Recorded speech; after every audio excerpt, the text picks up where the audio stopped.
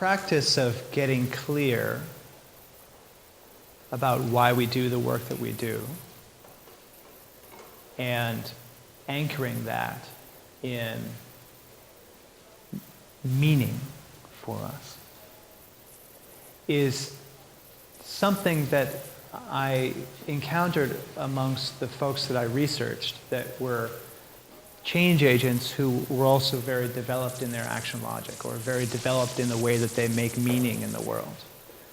Meaning that they consistently would ground the work that they're doing in the deepest possible place that they could come from. And for some people, it was grounding it in service to the world. For some people, they would ground the work in service as the divine, meaning they really saw themselves as a vehicle for the expression of the divine coming through them. And for some people, they would ground their work in service to a particular community or a particular issue.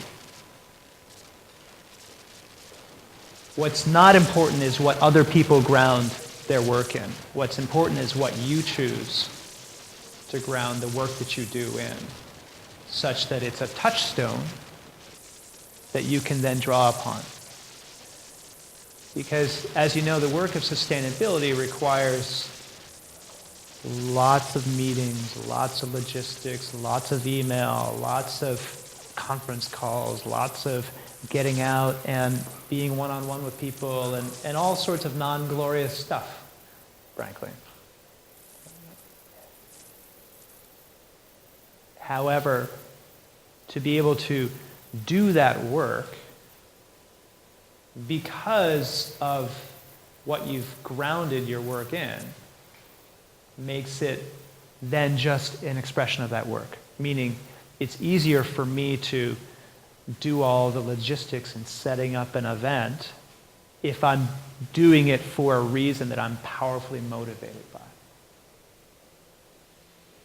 And I've found recently that I was involved in some very long-term change processes in the last organization that I worked with. It would take a year or a year and a half to get really any significant movement. And I found that if I wasn't deeply grounded in the meaning of that work and why I was doing it and how it was really continuing to feed me, then I didn't have the energy to do all the necessary things to make sure that change process was successful over the long term. You may have a different experience, but for me, I couldn't sustain it unless I really had a clear connection and deep, meaningful engagement with it. Yeah, that was at the Dutch Sustainable Trade Initiative. And so, amazing work, doing large-scale sustainability work, helping do market transformation. Very, very interesting, dynamite people. And for me, because I've recently left there, for me, I felt like I've been called to be doing other work that's closer to my heart and closer to how I can really serve here. And so I just noticed it, that again, in these long-term processes, that if I wasn't there fully, then I couldn't sustain it in a way that I felt in integrity, right? I could do the work, but it wasn't there with all of me. And that wasn't fair to me, and it wasn't fair to the organization, and so I chose to step out. So one of the ways that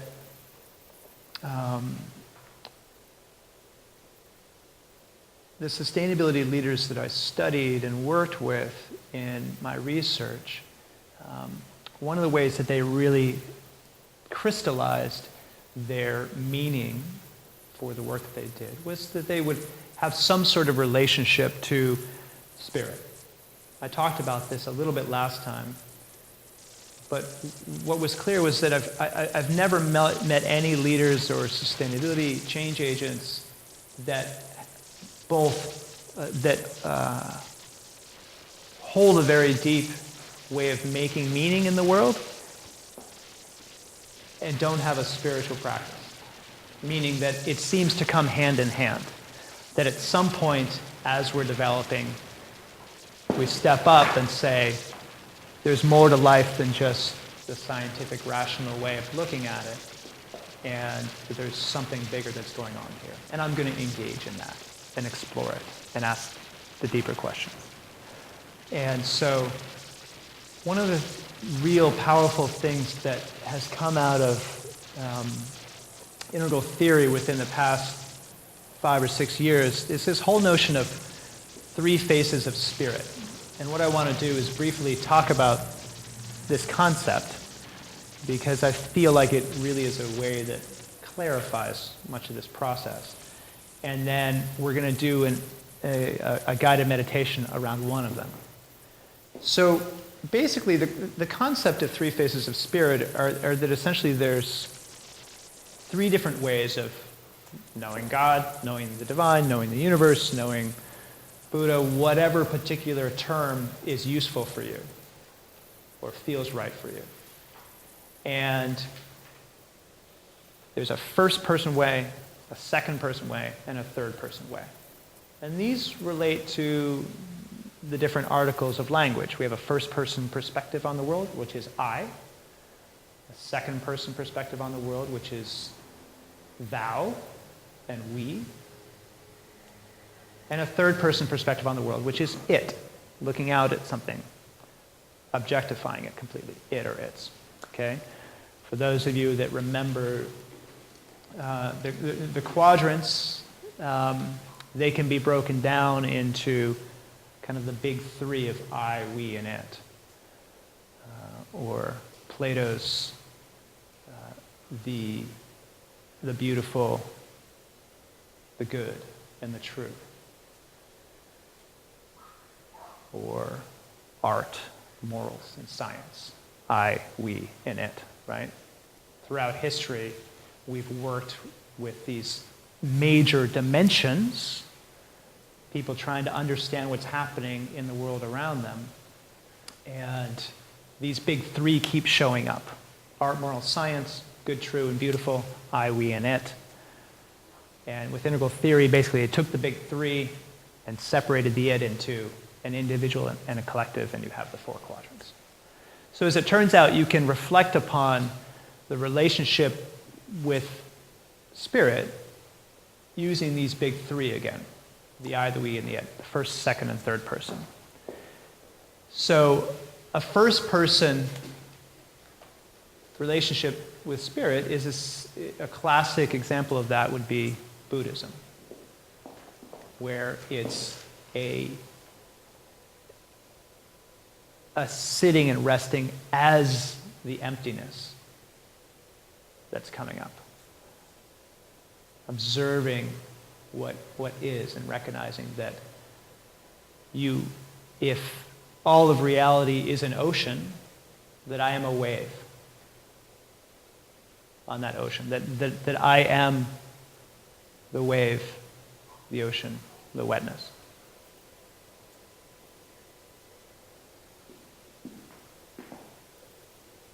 For some people, that's a very powerful way to engage with spirit, is from that first-person perspective. For some people, a second-person perspective fits more their personality typology, their cultural dimensions, or their individual preferences. And so second-person relationship with spirit could be through classical religions like Christianity or Judaism, Islam, Hinduism. They all have a second-person relationship where there is an other, certainly kind of Gaia worship, for example, goddess worship. There is an other that is more powerful than yourself that you enter into relationship with. And it could be meditative prayer. It could be talking with that other. But it can be a very, very powerful way of actually relating with the divine, or relating with God, is as an other that you can be in real relationship with and dialogue with. In much of modern society, in the West, people have grown up with a Christian background. And that tends to be a second-person relationship. And then many people step away from Christianity as they grow up and become more mature and find that it's not fitting their needs anymore. And oftentimes they may end up even dismissing Christianity as not useful for them anymore. But the danger comes in throwing out the baby with the bathwater. Meaning that doesn't mean you need to dismiss a second-person relationship with the divine as not being useful to you. And so part of the work that I've found very powerful is kind of re-owning that second-person relationship, because that's literally what I had done. I'd kind of grown up in a Christian environment, found out that it was wasn't really effective for me because I wasn't introduced to kind of more sophisticated understandings of Christianity. So I stepped away from it, went and explored Buddhism and Zen and Hinduism, and have come back to recognize that the second-person relationship is very, very powerful, and that I just have some shadow stuff around Christianity that I need to work through in service of essentially not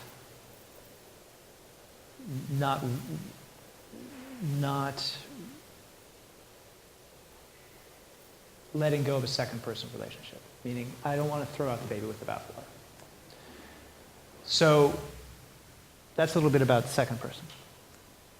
Third-person relationship with spirit is something that is essentially, I think all of us have experienced, which is this wonder and awe at the universe and at nature and at the human body and at our children.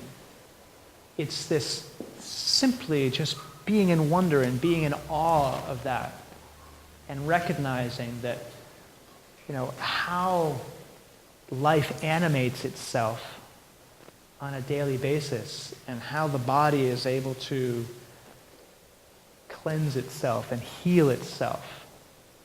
How a plant is able to create a magnificent oak tree out of an acorn.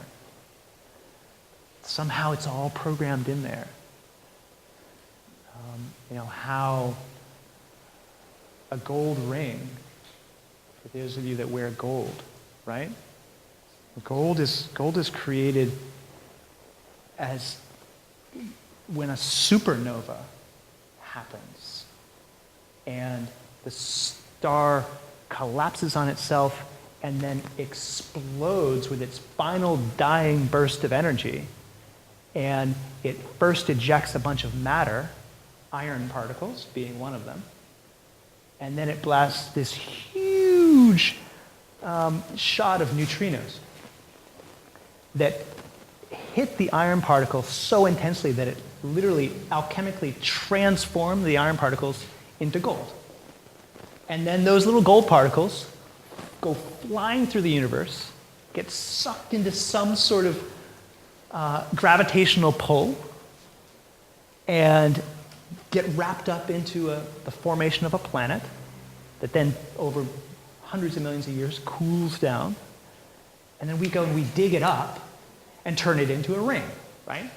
And it's the last dying breath of an exploding star that we wear around our finger, right?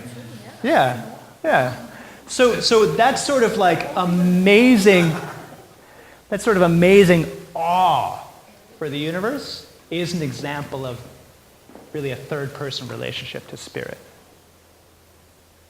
And we can go as deep as we need to just in that space.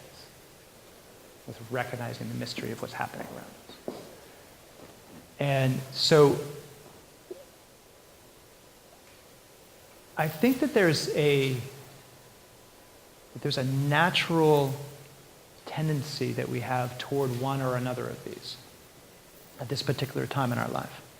We may be inclined toward one or another. So think about, just for a moment, which one you're more inclined toward. Is it the awe of the mystery of nature and the body and the universe and what's happening around here? Is it more of a devotion and dialogue relationship?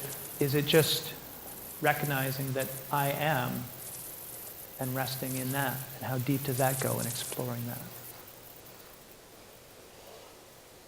So we all have a natural preference at this particular time in our life. And what's very powerful is that the doors are open for us to explore all three of these. And the areas that we're least attracted to sometimes have the greatest gifts to offer to us. So where we don't want to go, like I didn't want to go into a second-person relationship with God. It just felt uncomfortable to me to even talk about it. And at the same time, I've learned so much about myself and my own spiritual practice in the process of stepping into that doorway. So what we're going to do over the course of the next 3 modules is spend time just engaging one of these phases of spirit at a time. And we're going to do third person today, and then we're going to do second person next week or next month, and we'll do first person on the final module. So let me stop there for a moment. We'll get into the exercise in just a little bit. Great truth to all of what you're saying. Yes, all of this life, the divine spirit, it's a huge mystery. We can't pretend to cut it up in ways that are meaningful. And at the same time, instead of putting hard boxes, we can use the dotted line theory, okay, which says that I can actually look at the world through different lenses. I can experience this mystery of life, the divine spirit, as me, as relationship, as a thou, as an objective perspective. And it's more of a dotted line theory. And that'll be increasingly relevant for the work that we do on worldviews this afternoon. And the purpose of this really is to invite people that if there are areas that they haven't explored yet at all, because some people haven't gone deep into any of these, and some people have privileged one or the other, and I find that the model is really useful as a reminder that, hey, there are these other ways that if you don't feel like you're getting traction in one particular direction that you're trying to engage with spirit, then we've got many, many models of ways to do it otherwise. That sometimes you can go further down one door or another. Can you achieve enlightenment just down one of these paths and not go into another in order to kind of more fully experience the divine? Is that a fair articulation of what you're saying? And so my intuitive hit on that is yes, of course, you don't need to do cross-training across all three of them.